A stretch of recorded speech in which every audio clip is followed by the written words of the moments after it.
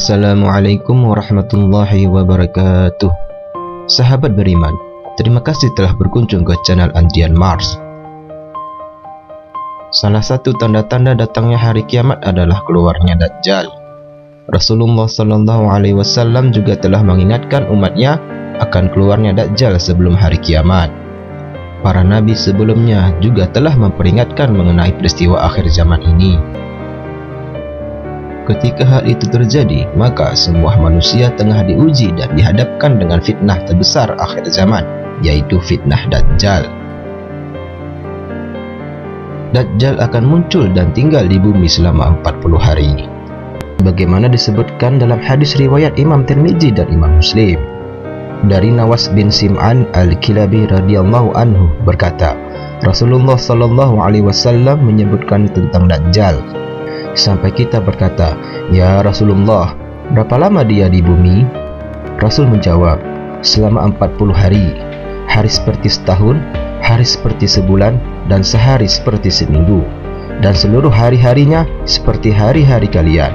Mereka berkata, "Pada hari itu apakah memadai bagi kamu salat seperti sekarang?" Kata Nabi, "Tidak, maka hendaknya salat sebagaimana kadar seperti biasanya." Hadis riwayat Muslim. Dajjal akan berkeliling ke berbagai tempat selama 40 hari. Hari pertama seperti setahun lamanya, hari kedua seperti sebulan, kemudian seperti seminggu, dan sisa harinya seperti hari-hari biasanya. Imam Nawawi mengatakan maksud hadis ini bukan kiasan, namun makna sebenarnya bahwa 3 hari pertama memang terasa sangat lama.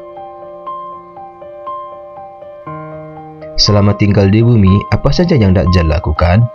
Ia akan menyebar fitnah kepada seluruh manusia dan membuat kekacauan juga kerusakan di muka bumi. Bagaimana cara Dajjal menyebar fitnah? Yang pertama adalah cepat berpindah-pindah di muka bumi. Dajjal akan keliling dan mengitari semua bumi kecuali Mekah dan Madinah. Dalam hadis disebutkan, tidak ada suatu negeri pun yang tidak akan dimasuki Dajjal kecuali Mekah dan Madinah, karena tidak ada satu pintu masuk pun dari pintu-pintu gerbangnya kecuali ada para malaikat yang berbaris menjaganya. Kemudian Madinah akan berguncang sebanyak 3 kali sehingga Allah mengeluarkan orang-orang kafir dan munafik daripadanya. Hadis riwayat Bukhari dan Muslim. Dari hadis di atas menjelaskan bahwa Dajjal akan mengelilingi bumi secepat pergerakan angin. Ini cara pertama Dajjal untuk mengumpulkan orang munafik dan kafir sebagai pengikutnya. Kemudian yang kedua yaitu fitnah dengan surga dan neraka. Atas izin Allah Subhanahu wa Ta'ala, Dajjal mempunyai kekuatan yang luar biasa. Fitnah yang kedua ini yang ia lakukan adalah menjebak, menipu daya umat manusia, dan menjerumuskan manusia kepada fitnah surga dan neraka yang ia miliki. Dalam hadis disebutkan yang artinya, sesungguhnya bersamanya ada air dan api. Apinya adalah air dingin dan airnya adalah api. Karena itu, janganlah kalian binasa. Hadis riwayat Bukhari dan Muslim. Maksud dari hadis ini adalah kenikmatan yang ditawarkan dan ditunjukkannya itu berupa keburukan, sedangkan keburukan yang ada itu berupa kenikmatan yang sesungguhnya. Manusia yang mudah haus akan kenikmatan duniawi tentunya akan mudah terjebak dalam fitnah ini. Kemudian yang ketiga adalah meminta tolong pada setan. Pastinya Dajjal akan bekerja sama dengan setan, karena ia akan senantiasa mengajak umat manusia dalam kesesatan. Cara Dajjal bekerja sama dengan setan dikatakan dalam sebuah hadis yang artinya, di antara fitnah Dajjal adalah ia akan berkata kepada seorang Arab, "Pikirkanlah olehmu, sekiranya aku dapat membangkitkan ayah dan ibumu yang telah mati, apakah kamu akan bersaksi bahwa aku adalah Rabbmu?" Laki-laki Arab tersebut menjawab, "Ya."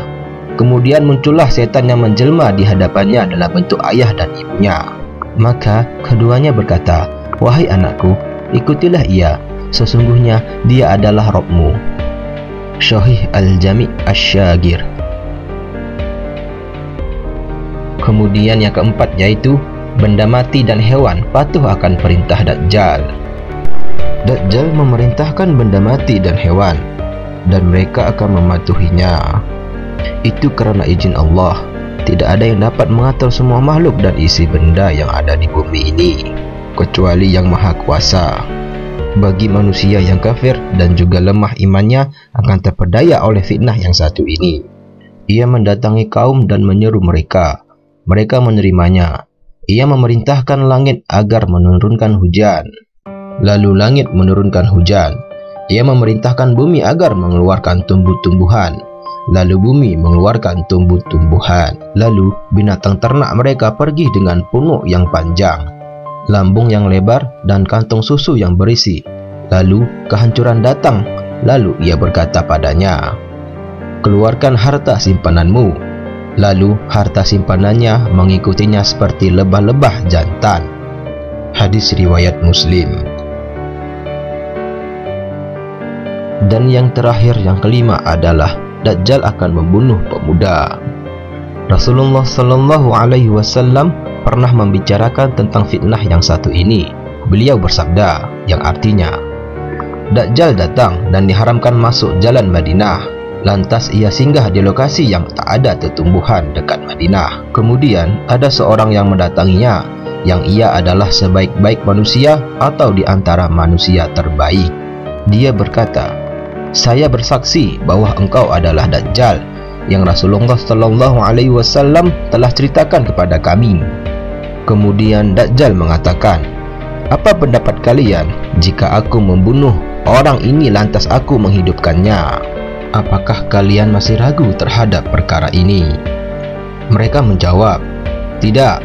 Maka Dajjal membunuh orang tersebut kemudian menghidupkannya. Namun orang tersebut tiba-tiba mengatakan, ketahuilah bahwa hari ini kewaspadaanku terhadap diriku tidak sebesar kewaspadaanku terhadapmu. Lantas Dajjal ingin membunuh orang itu, namun ia tak bisa lagi menguasainya. Hadis riwayat Bukhari. Itulah cara Dajjal menyebar fitnah dan berbagai macam fitnah yang dilakukannya kelak. Dengan mengetahui semua hal ini, belum tentu kita akan selamat dari fitnah Dajjal. Agar selamat dan bebas dari ujian ini, maka kita harus berpegang teguh pada ajaran agama Islam dan selalu memohon pertolongan Allah Subhanahu wa Ta'ala. Semoga kita semua selamat dari fitnah Dajjal ini. Amin ya Rabbal Alamin.